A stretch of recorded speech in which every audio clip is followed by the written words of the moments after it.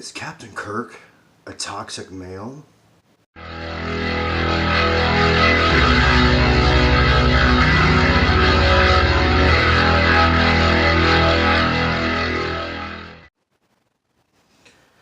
What makes Captain Kirk work?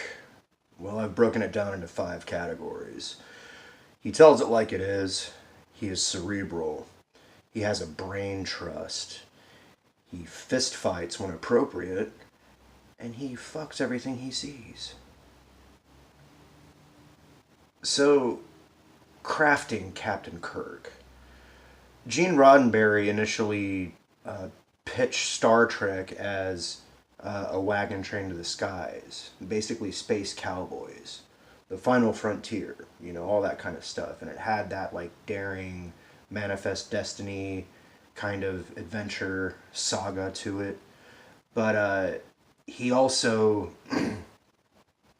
in pitching that to the executives, he got them fired up, but he also created a vehicle to which he could inject his own like philosophy and views on what humanity could be, and especially with the assembly of a multicultural bridge crew, which is probably one of the first examples of that being done respectfully.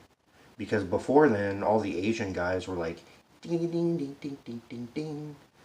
Nah, Sulu was like smart as fuck. He drove the ship. Sure, he had his fucking chop sake moments, but by and large, he was a solid dude. Alright? And then Uhura.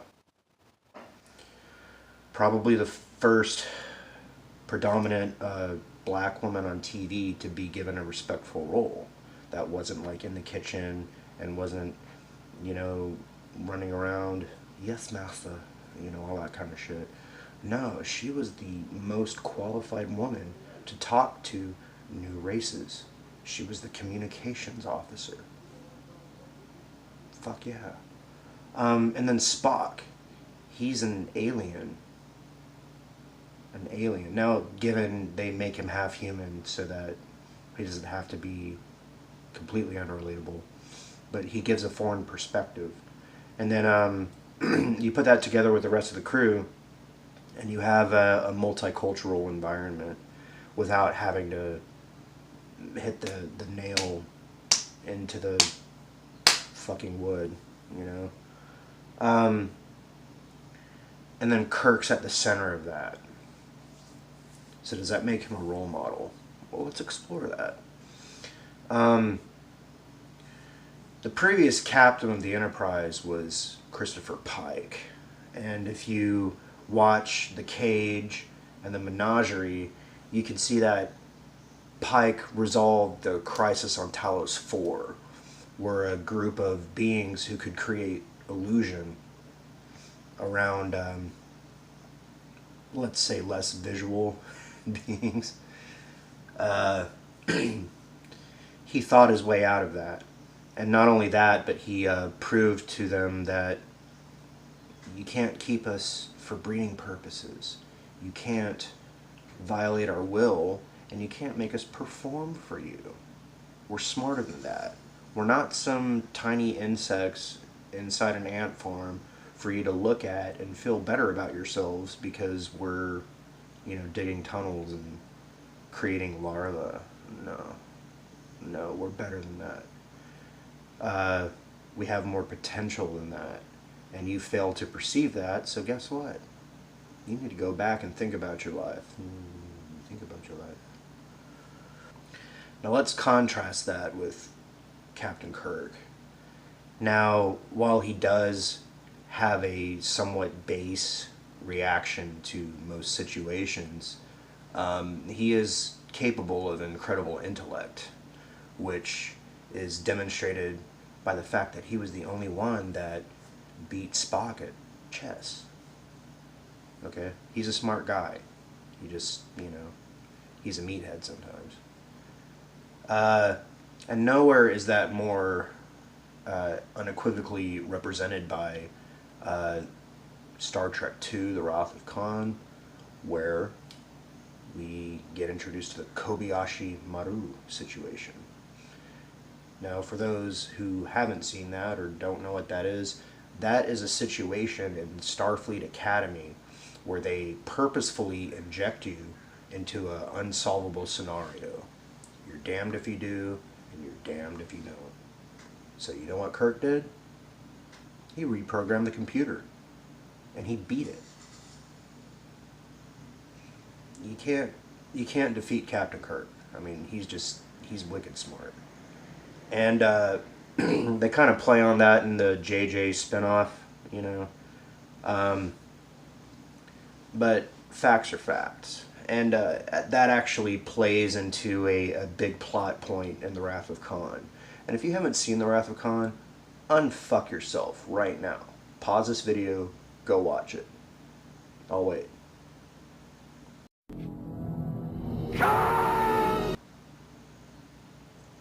Feel better? I do too. Okay. So another example of Kirk's outsmartingness. Yeah, that sounds really smart, doesn't it? Squire of Gothos. There is an entity very Q-like called Trelane, and many Trek fans have speculated maybe he was a member of the Q Continuum. I don't know. I prefer to think that he was a different sort of cosmic entity. But you find that pattern rampant in Star Trek where there's immature beings with unimaginable power who kind of poke at the dumb apes, which is us. You know, we're traveling around in ships and bottles, and these guys think like, ooh, here's something neat to do because I'm bored and I can do anything I want, and I'm tired of it. Let's fuck with these guys. Alright. So, Trelane is kind of a petulant child. Well, actually, he's literally a petulant child. And he keeps on fucking with the crew members. And eventually, Kirk figures it out. And he calls Mommy and Daddy. And they come and spank Trelane on the ass. And you figure out that they're Muppets. Cool. So Kirk is, again, wicked smart. Now let's switch to the fighting aspect. Okay, let's switch our focus to an episode called Arena, where, again, we have a godlike entity who is entertaining himself or observing the interactions between Kirk and a reptilian species called the Gorn. And initially Kirk tries to go hand to hand, but he is not as strong as the reptile. The guy throws him around like a fucking rag doll. So Kirk starts thinking, and he's looking around, and he's using his surroundings, and he picks up a piece of bamboo, and he picks up some dirt off a hillside, and then he picks up some diamonds, and he makes him a makeshift cannon, which he proceeds to blast the Gorn in the face with. And then the god being looks down and starts like talking to him, and Kirk's like, again, how dare you use us for this and that and the other thing. Now let's talk about Kirk's ladies. I think they took a page out of James Bond to you know, because we're living vicariously through the man, okay?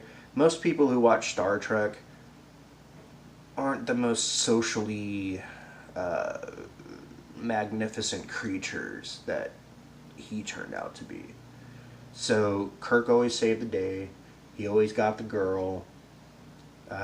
He always made the joke. He was kind of like Han Solo before there was Han Solo, except Han Solo out Kirked Kirk once that came to be. Okay. So let's run down some of the women, some of Kirk's harem, if you will. We have Edith Keeler, perhaps his only true love, City on the Edge of Forever. Kirk got trapped in time, met this amazing woman with a forward-thinking vision, and she had to die for the sake of the timeline. And he had to watch her go, and the only way that he could deal with it was his best friend, Mr. Spock. goddamn. Then we have Elan of Troyes. Now this is probably one of my favorite uh, Kirk's women, because when she shows up, she's a petulant bitch. She's literally a princess whose ass has been licked her entire life. She shows up demanding this and that and the high heavens and the stars, and you know what Kirk does? He goes, sit your fucking ass down.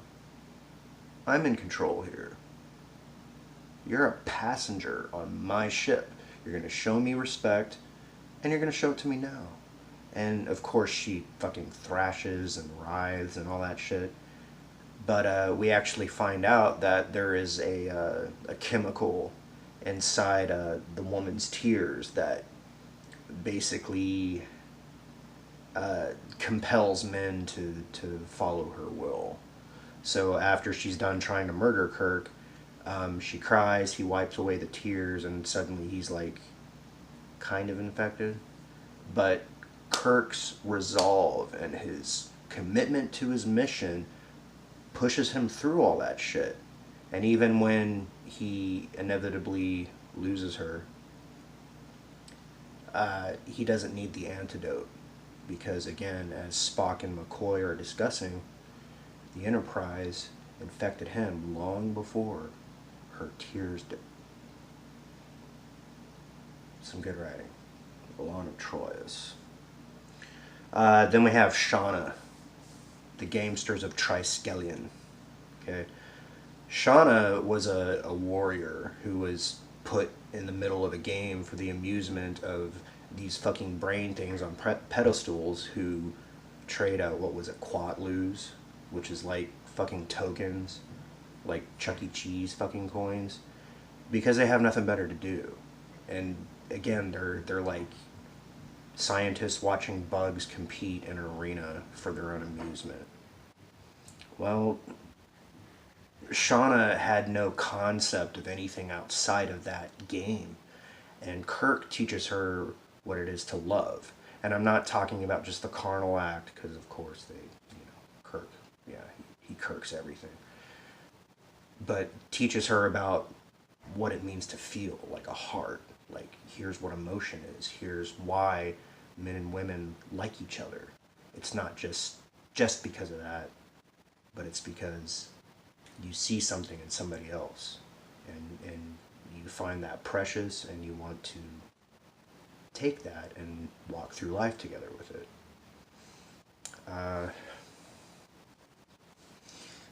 And then here's probably the most interesting one, Uhura.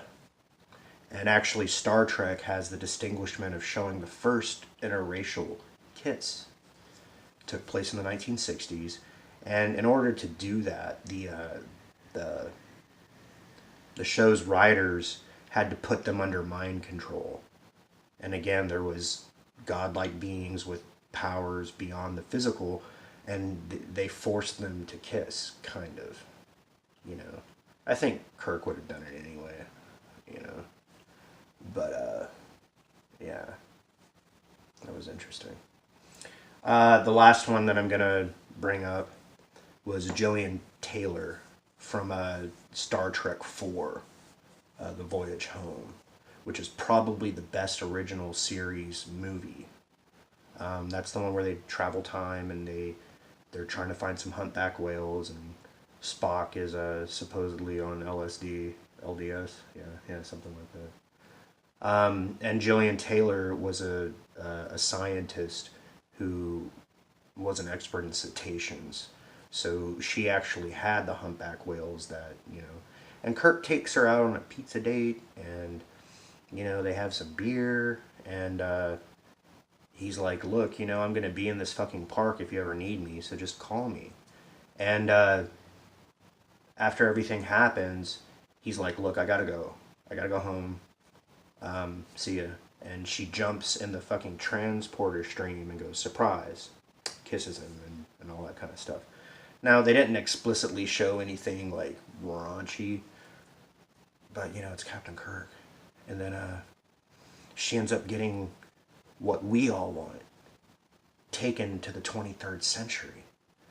And she gets to join Starfleet, and she gets to learn everything, and her life is like all over again. She's not like in a shitty fucking job anymore. She doesn't have to deal with idiots. She gets to meet new and interesting and intellectual and smart beings from all over the place. God damn. It's like half of me wants to say, fuck you, Jillian Taylor. But half of me is like, you fucking fly as far as you can and figure out everything you can. Yeah. I'll be here on Earth dealing with the assholes. Okay, so to wrap this all up, Kirk has a brain trust. That means that he utilizes his resources. The best resources are in that triumvirate: Kirk, Spock, Bones.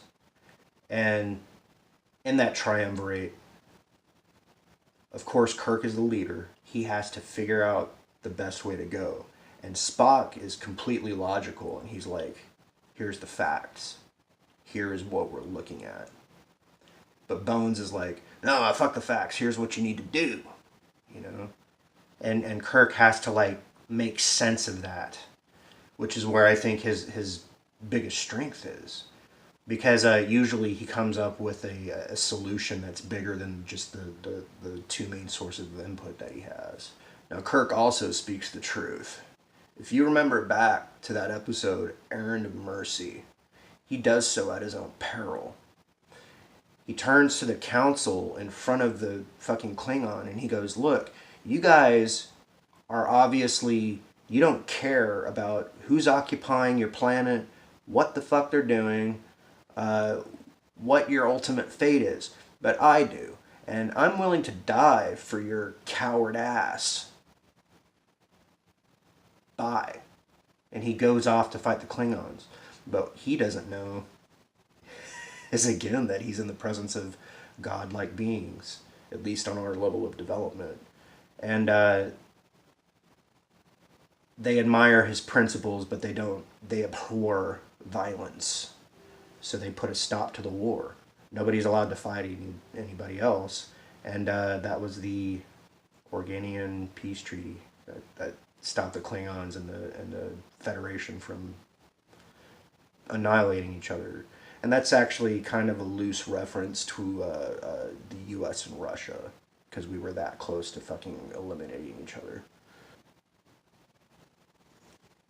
Kirk basically is the kind of man that we wish we were if we were out there. You know, I don't think that he's a toxic male. And I actually take offense to that kind of jargon. You know, I'm not saying that there's not assholes out there, or people who abuse their family, or people who, you know, spend all their money and then leave their loved ones hanging. What I'm saying is that if you like a certain form of entertainment, that doesn't make you toxic. And especially if the woke versions of that entertainment cease to make money. There's a famous saying going around now: you go woke, you go broke. I'm not gonna go broke. And I'm not gonna spend my money on political narrative. You know what I'm gonna do? I'm gonna do me. You do you. Stay true.